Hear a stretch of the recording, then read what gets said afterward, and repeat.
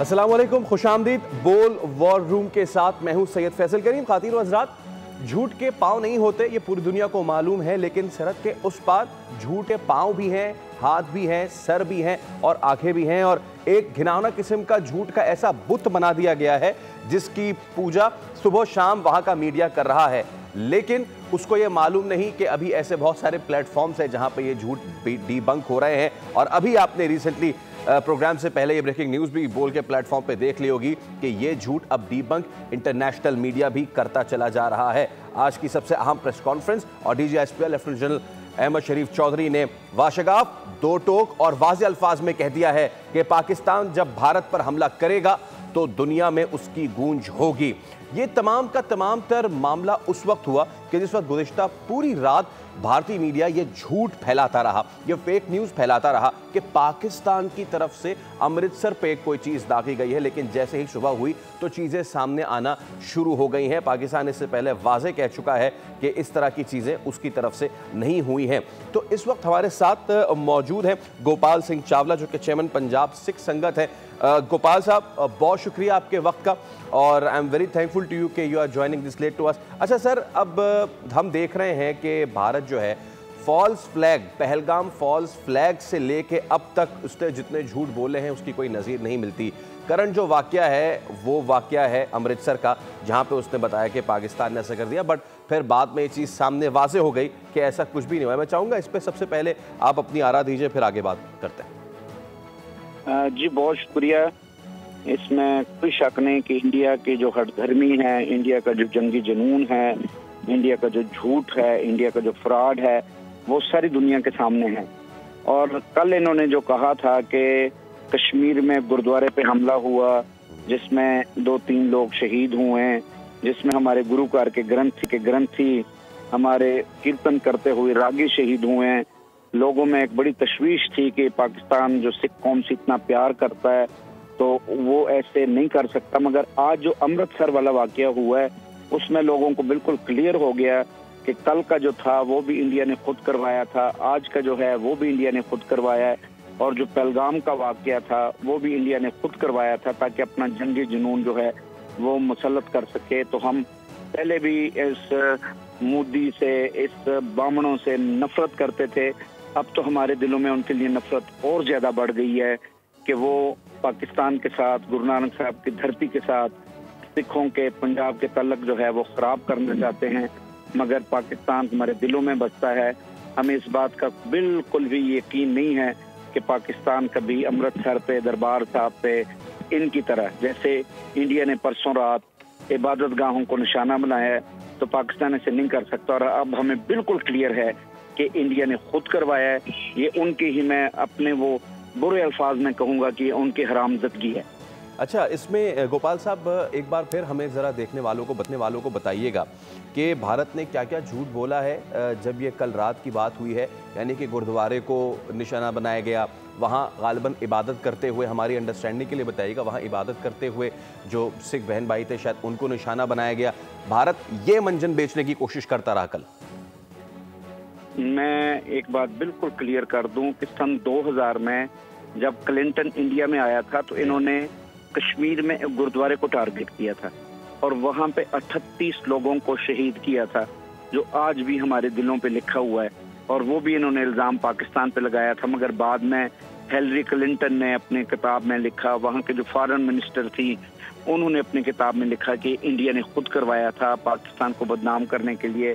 तो अब भी जो अमृतसर साहब पे हमारे जो गोल्डन टेम्पल, हमारी मुकद्दस स्थान है, जिन पे इन्होंने 84 में हमारी नस्ल कुशी करने की कोशिश की थी, इंडिया ने अटैक किया था एक दफा, उन्होंने फिर अपना वो बुरा चेहरा, अपना मकरू चेहरा फिर दिखाने की कोशिश की और पाकिस्तान को इस दफा वो बदनाम करना चाहते हैं।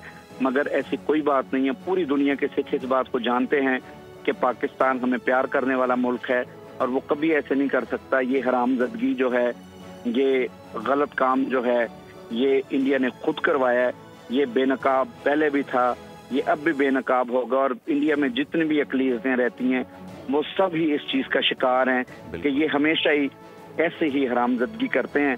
और वो जो कम गिनतियों वाले लोग हैं, जिसको घट गिनतियां वाले लोग कहते हैं, उनको ये हमेशा ही शिकार बनाते हैं। मगर हम कभी भी वो हमारा एक बड़ा मशहूर गाना है कि असी कदे भी मुर्दाबाद नहीं कह सकते, भुल के भी पाकिस्तान हम पाकिस्तान हमारे दिलों में बसता है। बिल्कुल गोपाल साहब, ये तो हम देख रहे हैं कि किस तरीके से, जैसे आपने कहा कट गिनती वाले, वहाँ पे उनके साथ भारत में जो कुछ होता जा रहा है, और अब सिर्फ कट गिनती वाले नहीं, जो अपने उनके मज़हब के, जिनको वो जो है वो शेड्यूल्ड कास्ट कहते हैं, उनके साथ क्या कर रहे हैं, ये भी पूरी दुनिया देख रही है। लेकिन जब मैं बात करूं, दुनिया को आज ये बताना बहुत ज़रूरी हो गया है कि पाकिस्तान में जो हमारे सिख भैन ते भरावा रहंदे ने, जो बहन भाई रहंदे हैं, वो उनके साथ पाकिस्तान का क्या बर्ताव रहता है, और दूसरी तरफ भारत में अभी रिसेंटली किस तरीके से भारतीय किसानों को, भारतीय पंजाब के किसानों को कितनी बुरी तरीके से मारा पीटा गया वहाँ पे, और ये मोदी सरकार में। मैं तो चाहूँगा इसका आप लाजमी खुलासा कीजिए, सिख इस तरफ, सिख उस तरफ। देखो जी, यहाँ पे जो सिख है ना, वो तो बादशाहों की तरह रहते हैं, उनको इतनी मजहबी आज़ादी है कि यहाँ पे जो मेजोरिटी है ना, वो भी अक्सर इस बात का वो गिला करते हैं कि यहाँ पे सिखों को ज्यादा तरजीह दी जाती है, यहाँ पे सिखों को ज्यादा सुना जाता है, यहाँ पे सिखों को ज्यादा माना जाता है। इसमें कोई शक नहीं। इसकी छोटी सी एक मिसाल मैं आपको दूं कि आज से ठीक महीना 1.5 महीना पहले मेरे एक पुलिस वाले के साथ लड़ाई हो गई, और उसमें मैं जिस बात के लिए मुझे बाद में पछतावा था कि मैंने डीपीओ साहब को गालियां निकाली, इस बात पे बड़े एक्शन में आए सब। मगर जब उन्होंने कहा कि वो सिख कम्युनिटी से है और एक सिख लीडर है, तो उन्होंने मुझे फौरन डीपीओ साहब ने कहा कि मैं कोई एक्शन नहीं लेना चाहता। मैंने फिर उसके बाद तमाम पंजाब पुलिस को कह दिया था कि मैं, अगर किसी का मेरी तरफ से दिल दुख है तो मैं सॉरी करता हूँ। तो इससे आप अंदाजा लगा लें कि एक सिख, मैं एक आम शहरी हूँ, और डीपीओ साहब यहाँ के बहुत बड़ी एक पोस्ट होती है। तो उसने जब ये देखा कि वो सिख कम्युनिटी से है, तो उसने फौरन कहा कि नहीं, इसको कुछ नहीं कहता, ये हमारी अकलियतें हैं और ये पूरी तरह आज़ाद हैं। तो मैं ये कहता हूँ हमारी इबादत गाहें बिल्कुल आज़ाद हैं, हमें पूरी तरह से यहाँ पे हक मिलता है, बल्कि मेजॉरिटी से ज़्यादा मिलता है। तो पाकिस्तान के बारे में अगर कोई बुरा कहेगा तो वो ऐसे है जैसे हमारे मुंह पे कोई थप्पड़ मार रहा है, क्योंकि वो गलत बात है। तो पाकिस्तान, उसके बगैर पाकिस्तान के जो इबादत गाहें हैं हमारी, ये हमारे इबादत में शामिल है कि जिथे बाबा पैर करे पूजा आसन स्थापना सवाई, गुरु नानक साहब की धरती है, गुरु नानक साहब की जय पैदाइश है। गुरु नानक साहब ने आखिरी 18 साल यहाँ पे गुजारे हैं। हमारे जो चौथे गुरु गुरु रामदास पातशाह है, उनका जन्म स्थान इधर है। हमारे 5वें गुरु का शहीदी स्थान इधर है। हमारे बाकी भी बहुत ज्यादा स्थान इधर हैं। तो कभी भी पाकिस्तान की तरफ अगर कोई मैली आंख से देखेगा तो ये हमें कभी भी बर्दाश्त नहीं होगा।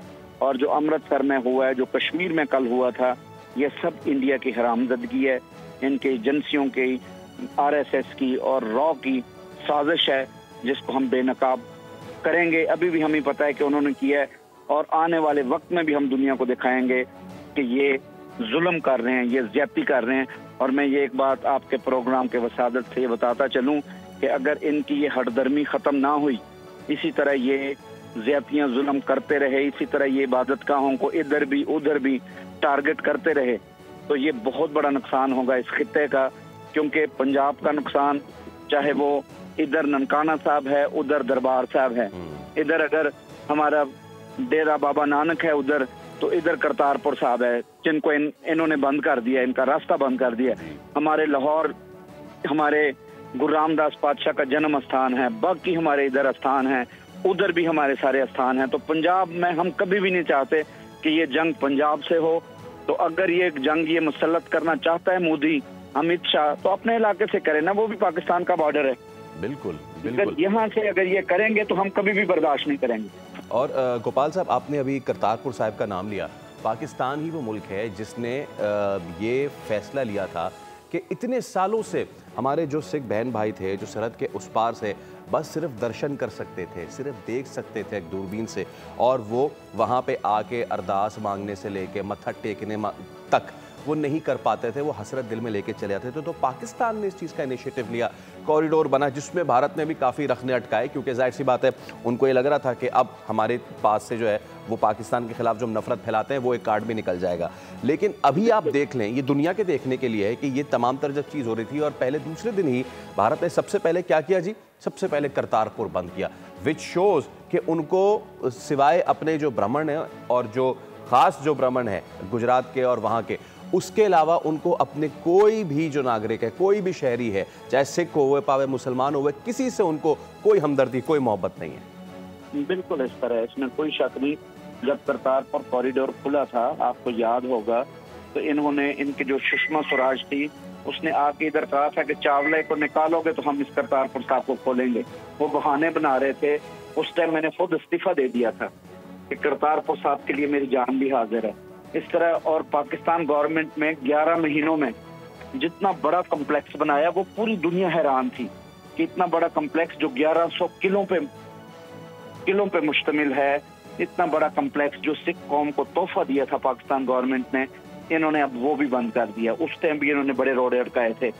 मुझे इन्होंने निकलवाया था कि जी नहीं खोलेंगे, गोपाल सिंह चावला को निकालो। मैं उस टाइम भी निकल गया था, मगर ये कभी भी नहीं चाहते कि सिख कौम खुश हो। इन्होंने हमारी नस्ल खुशी की, इन्होंने हमारे बच्चों को नशों पे लगाया, इन्होंने हमारे पानी दूसरे जिलों को, सूबों को दिए, इन्होंने हमें बालों वाला हिंदू करार दिया, इन्होंने हमारे साथ बहुत सारा ज्यादतियां की।